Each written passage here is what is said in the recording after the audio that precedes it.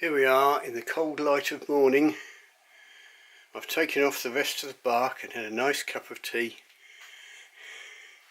and it looks just as bad, of course. And if we rotate it, you can see signs of the crack around there. Yeah, you can just see it here. That looks like the grain sort of just swirls at the end here and then runs relatively straight.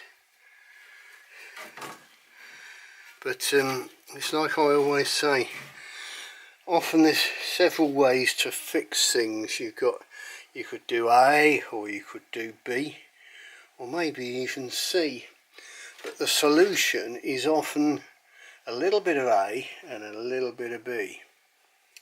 So the real dilemma is, if I try and lay the bow out this side, have I got enough width there, and does it actually start running through here, or does it carry on coming across?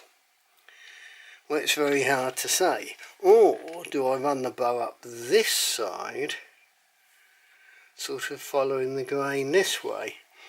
Now, if you bear in mind, you need half an inch at the tip, so I'm sort of getting close to a ½ inch about there. So if I lay the bow out down this side, it could be that long. Or if I lay it out this side, it's probably a bit narrower there, it'd have to be shorter. So I'm probably better off laying it out that side. But of course it depends how deep the split goes. Does the split go that way, this way, straight in? Very hard to know. But it looks like I'm going to have to lose some length off the bow. Unfortunately, it's not the world's longest stave in the first place. There we were, 77 inches. So if I lose that much, I'm down to about 6 foot.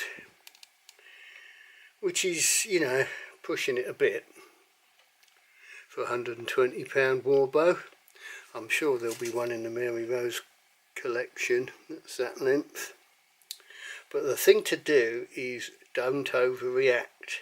So if I want to cut it that short, if that's my decision, then the trick is don't cut it that short, cut it there. Cut it there, that I can have a look, I might see what's happening to the split. Or following that logic, well, why cut it there, why not cut it here? So I can always nibble it back, cutting more and more to see what's happening. A mistake to cut off too much too quickly. But the real question is, do I lay the bow out this side or that side? Answers on a postcard, please. Right, got my cup of tea now, and I've thought a bit more. The important thing about making bows is the actual thinking. Looking, seeing and thinking. And there's a big difference between looking and actually seeing. So, the decision, do I lay it out this side of the crack or that side of the crack, does it matter? Well, the more I think about it, yes. Because if we interpolate the crack and say, if it's going to go anywhere, it runs off this way.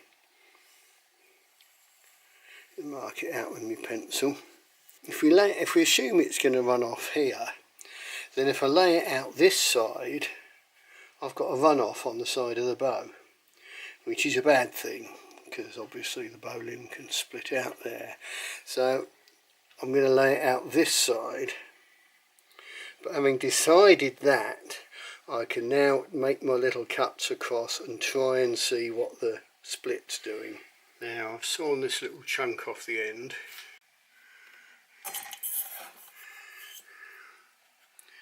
And wiped it with a bit of meths, so to help penetrate the crack so you can see where it goes. So it looks like we're running down there pretty much at 90 degrees to the you know, the face of the back or the growth rings or whatever you want to call it. But it's not just superficial in the sapwood, but on the other hand it's not a massive structural crack that's going incredibly deep. If we lay the bow out there, then the crack's running away from it. Mind if we lay the bow out this side, it's sort of running down the side, it swings and roundabouts, but it's not going to run off the side of the bow. So that's what we're going to go for. And again, if the crack runs out, say the bow's like this, if the crack runs out down the centre of the knock, it doesn't really matter, because the whole knock will be holding it together, the string tension will be holding it together. It's if the crack was running out the side of the bow, you've got an issue. So that's all giving me just a bit better feel for what's going on. So the next stage is lay out the shape of the bow and rough it widthwise a bit more. Right, so this is where I'm going to lay the bow out at this end, and our 1/2 inch tip width will be about there. That'll be where the base of the knock meets the tip of the bow. So yeah, we're gonna lose a bit. I don't think there's any way around it really. That gives me 1/2 inch there, but it could be worse. And the elephant in the room, of course, is something that showed up when I took the bark off. Yes, we've got a nice big fat knot there. So the perfect stave, well, it's not quite as perfect as we were hoping, is it, boys and girls? But never mind, you've got to be pragmatic. The trick is to make the best bow you can out of the wood available. It's no good me making a £120 bow that explodes at 31 inch draw. But if I make a £90 bow that reaches 32, or a £120 bow at 28 inch draw, fine. But it's all about compromise. So, a bit more thinking, a bit more laying out, because I've got to make sure I've got enough width in the middle, and of course the middle isn't where it was before, because I've taken, so 1/2 inch, yeah, it's pretty much where I'd put that faint pencil line, which means we're losing sort of 2.5, 2 1/4 and 2 1/4. We're losing about 4.5 inches off the bow. So yeah, we're going to be just that whisker over 6 foot.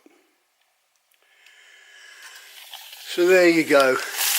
And theoretically a 6 foot bow could give you a 3 foot draw, but that would be, you know, a bow that isn't stupidly highly stressed. But a 32 inch draw, 31 inch draw could make a very punchy bow. Could make a flight bow, if only it didn't have a big knot there. But it's all about compromise, it's all about thinking, and all about drinking tea.